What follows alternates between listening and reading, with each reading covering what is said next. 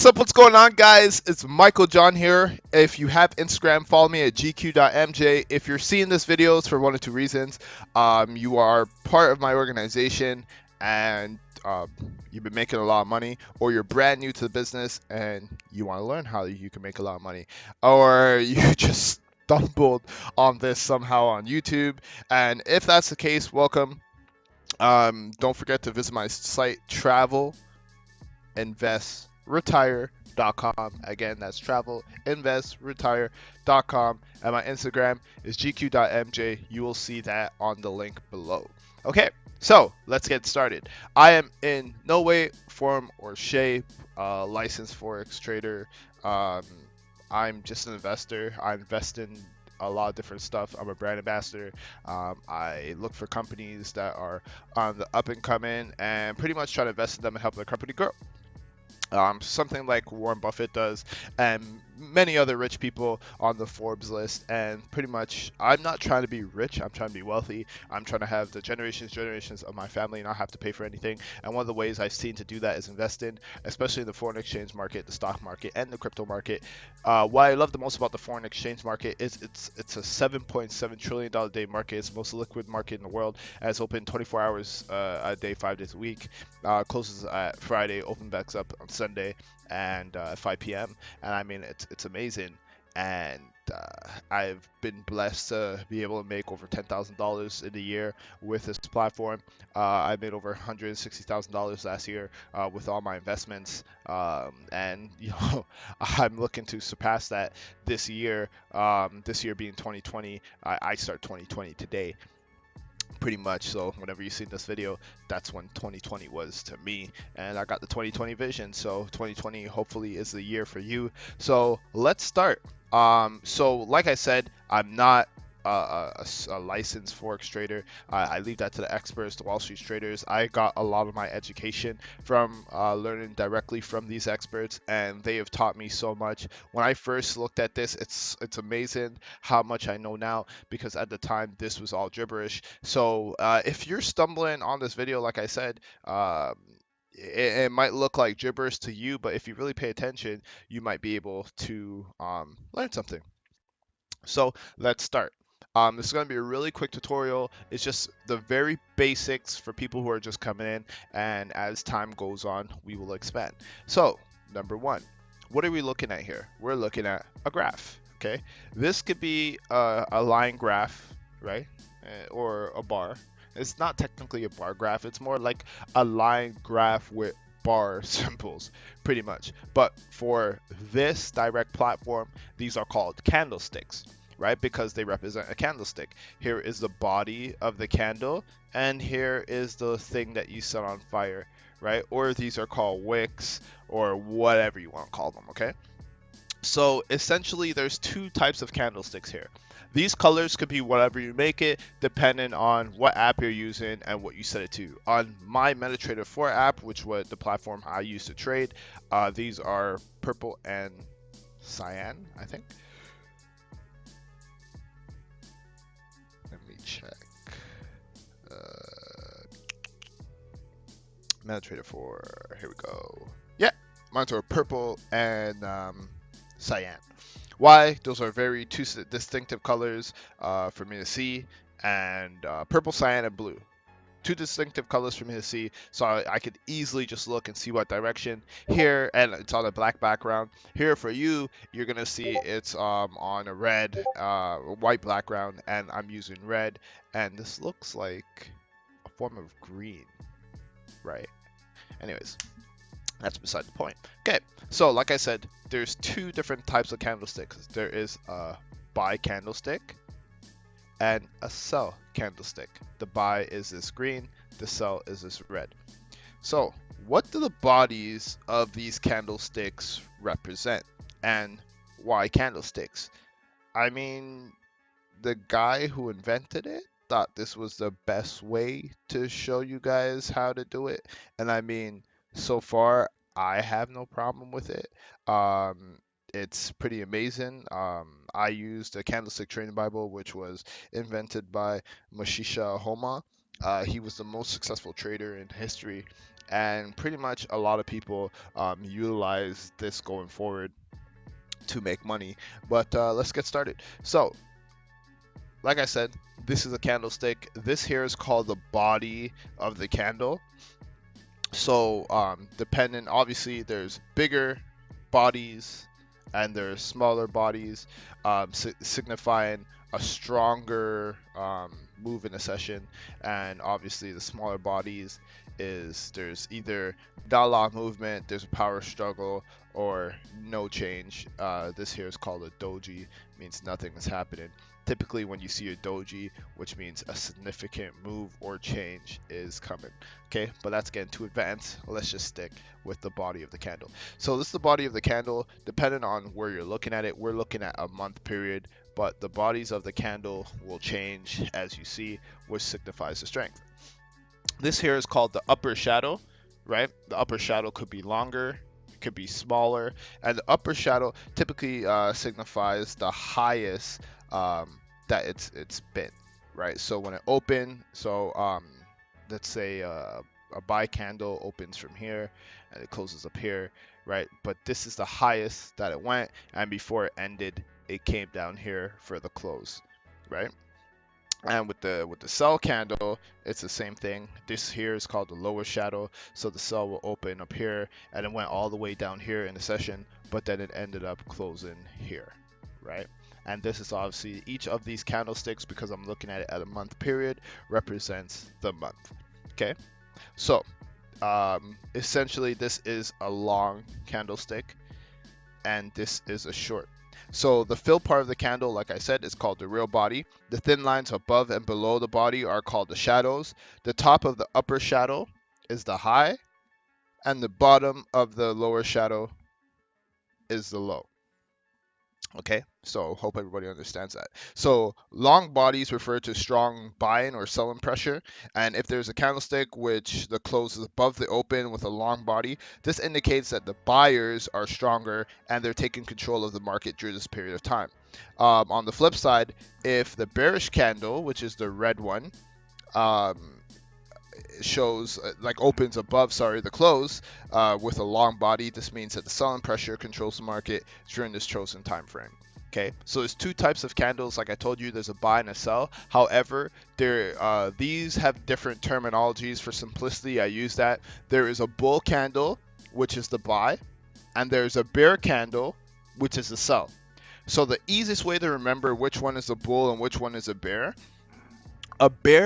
attacks downwards when it swipes at you, right? A bear, like, they're boxers, right? So they give you a little swipe, bam, slap you, and it goes down. A bull attacks upwards with his horns, so take your head and throw it upwards, just like that, bam. That's the way to remember a bear and a bull candle, a buy and a sell, okay? So bears attack downwards, slap, that's a sell. Bulls attack through your head upwards, boom, that's a buy, right? So a bearish candle is a sell candle, a bullish candle is a buy candle. Okay, so what's the difference between the upper and lower shadow? Okay, so this is very important because it gives us information about the trading session. So upper shadow signifies, which is this here, upper shadow signifies that the session's high. A lower shadow signifies that the session is low. This is a really low shadow. Sorry guys, I'm about to yawn here. Ugh, making this video really early morning. So with these Japanese candlesticks, with the short shadows, they indicate that most of the trading action was confined near the open and the close. And if the candlestick has a longer upper shadow and a short lower shadow, this means that the buyers flexed their muscle and made the bid price go higher. But for one reason or another, the sellers came in, drove it back down, and drove the session back down near its opening price. So if these candlesticks have a long shadow, right? So long shadow and a short upper shadow. This means that the sellers, flash their washboard abs and pretty much force the price to go lower. But for one reason or another, the buyers came in, drove the price back up to end the session near the opening price, right? So all these things do is they just typically show you the movements and what's going on in the session, which is really important only if you're putting in your own trades and you're not just taking from signals. Now the next thing is an engulf. Okay, so this here is called a bearish engulf, and this here is called a bullish engulf, right? Bullish engulf. Where's a good bearish engulf? Okay, bullish engulf because it's an upwards engulf. Bearish engulf because it's a downward engulf. So what is an engulf? An engulf bar, as its state in its title, is formed when it's fully engulfs the previous candle. So the engulfing bar can engulf more than one previous candle, but to be considered an engulfing bar, at least one candle must be fully consumed. So bearish engulf is one of the most important candlesticks pattern. Why? So how do you know when engulf is happening? Is because the body is smaller than the second one.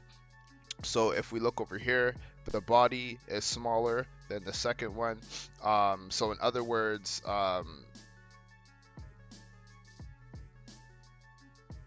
sorry, yeah. So in other words, I'm trying to just realize the best way to put it. So pretty much just this candlestick is not as strong as that candlestick, which makes the next candlestick that's going to appear be the same color as the previous one. Okay. So if this candlestick here was stronger than this candlestick, the next candlestick would most likely be right here. Okay. So have a look here. See, this candlestick was not as strong as this one. So the next one was this. This candlestick was weaker than this one. So the strength of this candlestick indicated that there was going to be a change. Typically, right here is where you want to stay away from investing, but you want to just watch it and see what's going on. If this was off of a month view, right? That typically there is consolidation. You want to stay far away from that at the time. Okay, so two things so what we went over a bull candlestick, a sell candlestick, lower shadow. Let's look for a green one. Upper shadow, right? Body of the candle. Okay, candlesticks. These. Okay. So that's very important to know. So, this is basically how a bearish engulf bar pattern looks like on the chart. This candlestick pattern gives us valuable information about bulls and bears in the market, right? So, this here is also called an upward trend, right? It becomes a trend when there's interruptions in the candlestick. I just made Bollinger Bands. Sorry, a little advanced for you guys. But this is pretty much an upward trend. Okay, so this is an upward bull trend. So when you see this, that typically means that the session is the buyers have power, the sellers are trying to push it down with no luck, and it's still going up. Okay, so here, when you're looking at this whole thing in general, what I like to do when I trade, I like to look at basically what's going on, what's happening in the whole thing. So for this one, I'm not going to go into dojis. I'm not going to go into too much of, technical analysis and all that. This is just your basic setup, your basic knowledge, your basic understanding. I'm not even going to get into like the different candlestick patterns or nothing like that. I'm just going to go into the basic stuff that you need to know when you first get started in this whole thing. Okay. So, um, yeah, so this here, you get to see the best thing about trading, sorry, or what you should do about trading is simply just understand one currency. So I like the USD JPY just because the spreads are not too crazy, the movement's not too volatile. There's major currencies like the USD JPY, the gold, the GBP, the which is the euro. You have the euro USD. You have the Czech, the USD CAD. There's many other um, currencies that are major. There's minor currencies. There's smaller countries. So you have to just be careful which one you're trading in. I would never recommend trading in gold as practice because gold goes one or two ways. It either goes really well or really bad. But let's have a look at this. So here is a prehistoric chart. You get to see all the way from when the market opened to trading in 2003 all the way till present time on a month view. So typically this here is called a reversal. Pretty much it just means that it just went one way, swung back the other, and went into a buy. Typically reversals, if you could catch them, are really good on an upward trend, and you could really catch a nice engulf and make a lot of money by doing that. Okay. So there's something I want you to pay attention here to. This is called the higher highs. Let's say right here, it'd be the higher lows. I say right here, it'd be the lower highs.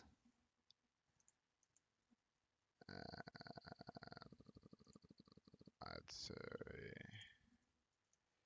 move this here and the lower lows. I'm not gonna pay for that. You don't need to. Why pay when it's free? The only time you should pay for something if it's you doing it. Okay, let's put it a little closer so it's a little bit more distinctive. I'll draw like some ugly lines for you guys. Because I don't have time to draw these long lines. They take up a lot. So, the higher highs, the higher lows, the lower highs, and the lower lows. Let's slap one in here. Right? So pretty much, there's different places where the market is operating, and essentially, you get to see what's going on, what's happening. So if you see the session is happening in here, it's popping in here, then you know it's popping in the higher highs. If you see the session is popping in here, then you see it's popping in the higher lows. If you see the session in here, lower highs, and if you see the session here, higher lows. Why is this important? Let me just get rid of some of these ugly drawings.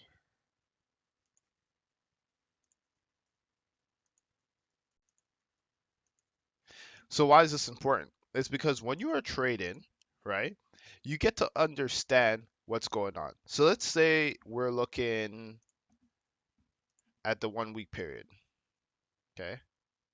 So in the 1 week period, right, we could see that right now the trades are going in the higher lows vibrating the higher highs. So there's something called a support and resistance. This is not typically how you draw them, but just for illustration purposes, okay? So in the support and resistance, the chart typically operates within here, making all different types of loops or whatever, right? So what happens is the support, think of it as a ground. So think you live on the top floors of a building and the ground is supporting you and the resistance is the ceiling, okay? Is the ceiling. All right. So if you break through the ceiling, okay, so you break through the floor, sorry, bam, right? The resistance now becomes the support, and the support now becomes the resistance, and the resistance becomes the support. So let me explain that again. So you break through the floor, so you're in the bathtub showering, you let the water overrun, breaks through the floor, you fall through the floor to the sixth floor. Now your floor, which is a sixth floor ceiling, now becomes the resistance, and the fifth floor ceiling now becomes the support. Now, if you climb back up through the hole, Now your floor again becomes the support, and your roof becomes the resistance, right? So whenever it breaks through, right? So it breaks through. Now you're operating at a new level or a new support and resistance region. Okay? So that's very important to know. So let's go over that one more time. So support is the floor, resistance is the roof. When you break through the floor now becomes the resistance, and the fifth floor roof now becomes the support. If you break through the fifth floor, fourth floor, third floor, second floor, first floor, right? So why is this important? Because then you know if it breaks through. So if you're watching, let's say this right here, and it broke through the roof and it's going, you know that this engulf is going to continue. So essentially, you want to go on an instant execution, or you want to put in a buy limit, a buy stop, or something, so you could catch this going up, right? Because it could go up in an engulf, or it could do a retractive movement and make another impulsive movement and can hit your buy limit or your buy stop, or if you do an instant execution, which would be the preferred trade, the preferred execution here, you would ride this all the way up here where you'd want to sell, and you would be catching over 200 pips. Okay. So what is a pip? A pip is a point in percentage. Okay. So these here on the sides are pips. This here is a pip, right? This, but let's ignore this number. Let's look at this here. So when this number goes up, that is 1 pip. When it goes down, that's -1 pip, right? So if it's going up, you want to buy bull. If it's going down, you want to sell bear, right? So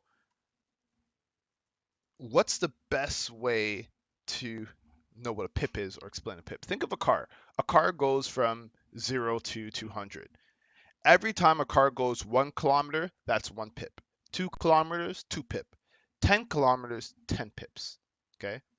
So what if you wanted to calculate how much money you're going to make off a pip? Okay.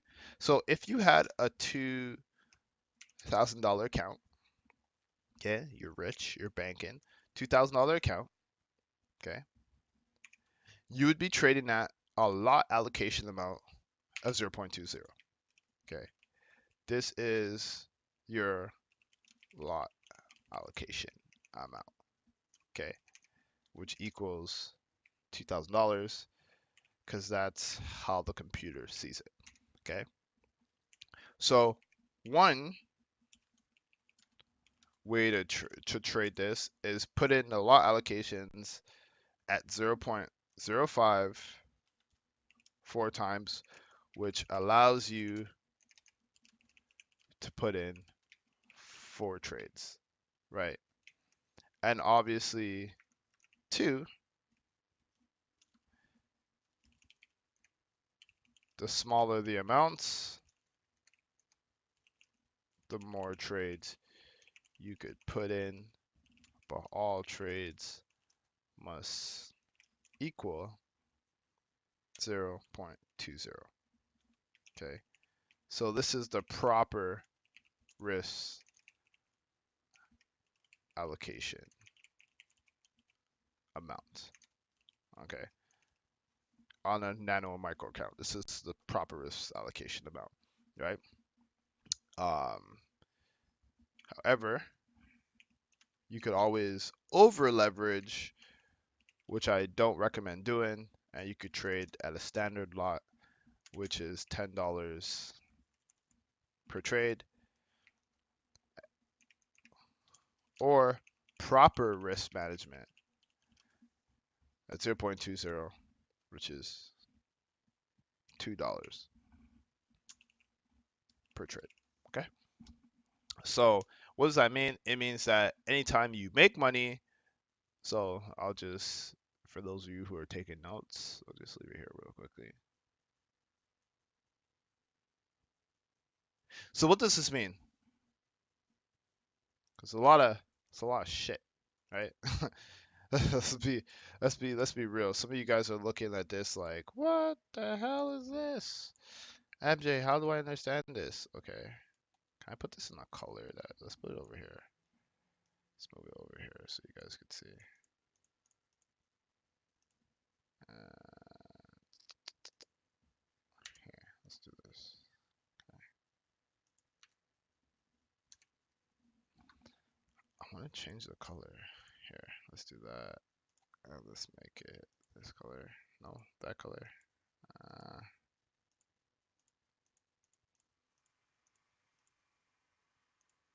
Ooh, that purples? Yes, yes, yes. Visibility.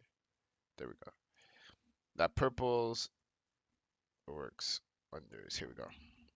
Okay, so explain this again. So if you have a $2,000 a month, what your trade allocation is gonna, so $2,000 a month. If you're investing $2,000, what your trade allocation is gonna be is at 0.20, and that's gonna be your lot allocation amount for a 2K account, right? And the one way to trade this is doing 4 trades of 0.05, which obviously allows you to put in 4 trades. And the smaller the amount allows you to put in more trades. So if this is at 0.2, obviously you could put in more than 4. You could put in about 6 to 8 trades, and all of these trades must equal 0.20. So what happens if you put in more than your leverage? What's going to happen is you're going to have a pretty big margin, and the one thing you're not going to do is have a lot of free margin. So the free margin is the amount of money you have left over to play with after your trades are entered, and the margin is how much money that you're risking. And typically, if you are trading at 0.20, you are risking your whole account. So if the trades do go bad and do go the wrong way for any reason, you are risking blowing and losing your whole account. Okay. So remember that profits never guarantee future gains, and all trading does involve risk, which could cause you to lose partial or your whole amount of your account. And the best way to do this is by using proper risk allocations and by opening a demo account like we always recommend and start trading there. Okay, so this is just some of the proper risk allocations. So if you are trading with a $500 account, right? So let's do this. So if you're trading with a $500 account, your proper risk allocation will be this, which means you're trading at 50 cents. So this is $500 amount. So you'll be able to put in 5 trades at that amount. That'll be your full risk,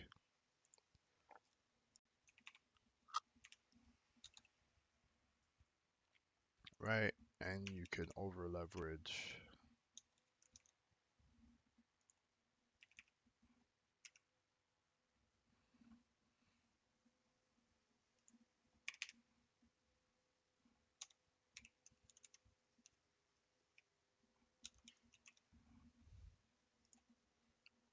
Okay, so everybody gets that. So that's how $500 would look like if you had $500 to invest. So what does that mean? That means every pip. So you see how this went up 1 pip? Every pip that this movement had happened, you would have made 50 cents. So if it went 2 pips, you would have made $1. Now, if you're trading at a standard lot, you make $10 every pip movement. So if it went to 10 pips, right, you would have made $100. If it went to 100 pips, you would have made $1,000. It meant to 1,000 pips, which never really happens unless it's gold. But if you held long term and you got to 1,000 pips, you would have made $100,000. Okay. This is what the banking system does with your money. They trade it in the markets. They hire traders. They pay them 60, 80K a year, and they do the same thing. This is why they hold your money 3 to 5 business days, and they trade in these markets, right? So let's go back to what we learned so far. So we learned that these are candlesticks, okay? And these are candlesticks like this here, right? This here is the body of the candlestick, right? This here is the upper shadow, the lower shadow, a bull candle, a bear candle, bulls attack up, bears swipe down. We learned of the higher highs, the higher lows, the lower highs, the lower lows. We learned about allocation amounts, proper risk allocations on micro and standard lot accounts. We learned about currency pairs, right, which is the USD and JPY, which is the US dollar against the Japanese yen. We also learned about engulfs. We learned about a bearish engulf. Sorry, a bearish engulf, and we learned about a bullish engulf. We learned about a downward trend, an upward trend.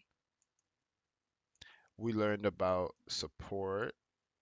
resistance and support, right? The ceilings. We learned if it breaks through, the resistance becomes the support, and the support becomes the resistance, right?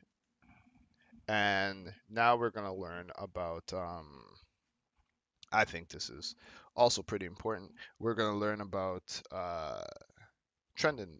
Sorry, we're going to learn about time frames. Okay, so this here is a different time frames you could look at the market at. Okay, so oopsies. So we could look at the market at a month time frame. So each candlestick here would then represent a month. Can I just like, there's no, so I don't typically use trade and view, but I think it's the best way for this. So each of these candlesticks here will represent a month, right? So this is December, November, October, September, August. Then when you put on a week, every candlestick will represent a week, a day, 4 hours where you typically want to trade at, 4 hours to 1 hour. And if you're sculpting or scavenger trading, then you want to do these here. Okay, that means you're just picking pips at high allocation amounts. Okay. Um, and I think for the basics, let me see. Oh yeah. One more thing. This is pretty interesting for you guys to know is a retractive impulsive movement. So everything's gonna have impulsive, retractive, impulsive, retractive, impulsive, retractive, impulsive, retractive, impulsive, retractive, impulsive, retractive, impulsive, retractive, impulsive, retractive, impulsive, retractive, impulsive, consolidation or correction. Typically, you do not want to trade here, right? A little bit of retraction, impulsive, retractive, impulsive, retractive, impulsive, retractive, impulsive, woo! This is where you'd want to trade on that bad boy. So I actually caught this trade, I caught that trade, I caught this trade, and I have the receipts, and we made a lot of money on that bad boy. Okay, so a trade must a trend or a candlestick or a currency pair must always have an impulsive retractive movement. Okay, the impulsive movement is the upward movement. The retractive movement, it was coming back to correct. Impulsive retractive, impulsive retractive, impulsive retractive, impulsive retractive, impulsive retractive, impulsive retractive, impulsive retractive. Consolidation. No, no, you don't want to trade here. Impulsive retractive, impulsive retractive, impulsive retractive, impulsive retractive. Okay. So typically, here's another uh, good little tip for you guys, okay? Typically, when you see a W, means it's going up. Okay, what's a good way to show it on here? Let's do a week. I think it'll show more. Perfect. A W means it's going up. An M typically means it's going to go down. M, down. Okay, M, down. M, down. Right? W, up. Right? W, up. Okay. W, M, W, M, M, M. So these here are previous zones that you could kind of look at because typically they always follow the zones. Because if you look at this zone, it looks exactly like that zone. Here's another W, and then here's an M in here. Right? It's an ugly ass W. All right, but here's another M in here. So typically they follow the previous zones. M, drop, W, up, M, drop, drop, M, drop, big W, up, M, drop, M, drop, M, drop, right? So this is not a telltale sign that this is what it's going to do, but when you trade, you should have one or two or three or four or five or six ways that you're going to look at things, and then that's going to signify what's going to happen. Also, one thing I'm going to give with the pips are not always going to look like this. This decimal might be here, or it might be here, or it might be here. Um, yeah. So depending on the currency pairs, the decimals gonna move. Sorry, guys. Depending on the currency pairs, the decimal is gonna move, and it's gonna typically remain the same on what a pip. It's not gonna change. But these are just some of the stuff as a basic person you should know. Basic, not person, but the basics of getting involved. The one other thing is when should you get into a trade? So if you are watching the candlestick, and let's say, is there a way where you could just get a nice like line? I just want to get a line.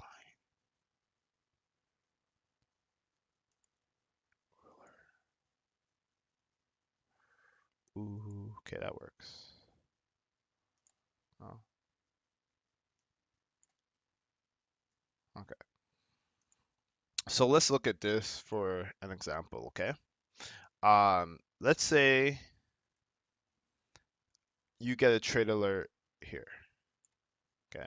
So you get a trade alert right there at 0.45, 104.46. And the take profit is here. Okay, 104.9. So 4.1 and 4.9 is the take profit. If the trade is 10 to 15 pips above, depending on your spread, okay, this is still a good trade to enter. However, if the trade is right here, typically, and the take profit is right there, this is a bad trade to get into. So there's three things that you're going to put in when you get into a trade. You're going to have the entry price, which is 104.49. You're going to have the take profit, which is where we believe that the trend is going to go. That's where we want to take our money, which is 104.94, let's say. And then our stop loss, right, to stop us from losing money if the trade goes the wrong way, we're going to have it at 104.25 or 104.15. Or if you're a very, for the safe investors or the intelligent investor, as Warren Buffett would say, yours is going to be at 104.35. Okay. So why the bigger stop loss here? And for the whoa, let's see there. Or there we go. I was like, damn, I can't spell. Or the intelligent investors. Why this? This is just gives a shorter movement. So if it goes the wrong way, you don't lose a lot of money, depending on what your allocation about is. This here gives a trade a time to fluctuate because most trades do fluctuate. So it allows it to fluctuate. Because typically what happens is whenever it hits your stop loss, it'll take you out of the trade. Right. So what happens is it could take you out at 104.35, but then it could drop all the way down to 104.23 or 104.30 and then shoot back up. Right. So you would have got taken out the trade and then will shoot back up and make a lot of money. This is the banks trying to clear out clear out people who don't know how to invest or the intelligent investor, which is this line here. This is what these lines this is what these lines here, the lower shadow signifies, right? So if your stop loss is right here, you just got pushed out of this trade, right? But you're in this trade on a buy. So the trade went the wrong way into an engulf. You're in on a buy. It pushes you out here and then it goes up here, right? So you would have got taken out here and made no money, right? You would have lost money, right? But if you put your stop loss, let's say right here, right, it wouldn't have touched your stop loss. In the next session, it would have shot back up and you would have made some good money, right? So typically that's how that works. So the entry price is what you want to get in on. That's the price you want to enter. So this will be the price you'd want to enter at. Typically, you want to get in at the bottom, and then the take profit is you want to be at the highest. So in this case, we would have want to make money here. And your stop loss, you want to put it at a reasonable distance away from your entry price. Okay. So for example, if I wanted to enter this trade, so I see that the candlestick right now for the week is it's been in a sell for the week. I'm gonna look how it's been in a day. So it's been in a bearish engulf for the day. So what I'd want to do, I want to have my entry price, all right, at 108.50. I want to have my stop loss at 108.75. I want to have my take profit because I think I catch a lot of pips on this at 107.95, and I don't think it'll drop that low because if we look at the day's average, it's been fluctuating between 108.48 and 109.20. So most likely this is a fake out and it's gonna go up. But however, if I feel like it's gonna go down, it's gonna be my take profit. And then if I'm trading on a $2,000 account, right, and I'm thinking this is really going to go well, I'm going to trade at 0.20. That's my proper risk allocation, and I'll be able to put in one trade dependent on my leverage, which will depends on your broker, right? Or I'm going to over leverage at a standard lot, hoping to make $10 per pip. Okay, so if all went well, I would have made over $500 typically, right? Is what I was looking for here. Okay, so that's how um, that would work in that sense, right? So there's different types of buys you could put in. Um, that just depends. There's a buy stop, um, which in this I'd probably do a buy stop, which basically is the order placed above the price and when the price trends upwards. So pretty much it'd be like here. Sorry, it'd be like right here, and it would hit it and keep going, right? Then you have a buy limit when the order is placed below, right, for it to go upwards. So it's gonna hit here, boom, bounce upwards, right? Then you have a sell stop. So we're looking for it to hit it and keep going downwards. Okay. Then you have a sell limit, which we're looking for it to go, touch our price, and then drop back down. Right. And then instant execution is you seen this bearish engulf happening and you got right in right away somewhere in here or in here, and you're instantly in the trade, riding the wave. Right. So that's the easiest way to do it. How to calculate your risk allocation is just take how much money you're going to invest. So let's say you're investing $500, divide that by 10,000, and that's going to equal 0.05, which equals 50 cents you're trading with. That's how you calculate your risk allocation. Okay. So that's essentially it right now for trading. Oh, also, uh, pips. What was I gonna say? Um, Oh yes, every trade starts in the negative. So when you see your trade start in the negative, don't close it right away. And don't do anything. That's a broker spread. It's always gonna start in the negative, and it's gonna either go back up or go down depending on the movement. So because your trade starts in negative, don't close it. Don't trade with your emotions. And I always recommend starting with a demo account. So this is just it for the basics. Next week I'll go into a little deeper with like indicators, the RSI indicator, the Ichimoku clouds for the Japanese market, dividend yields, um, like money flow, moving averages, the MCAD, um, the parabolic, all of that. Right, we'll get into that. This is a good one. We'll get into all this fractals, right? I actually like using the fractals because typically Williams fractals. Typically, when a fractal goes down like this, it means it's going up. When it goes up like this, typically it means it's down. Like I said, indicators are cool. I naked trade right now, but indicators typically just help you with that checklist I was talking about. You have RSIs, no thanks. Up to 3 per chart. Okay.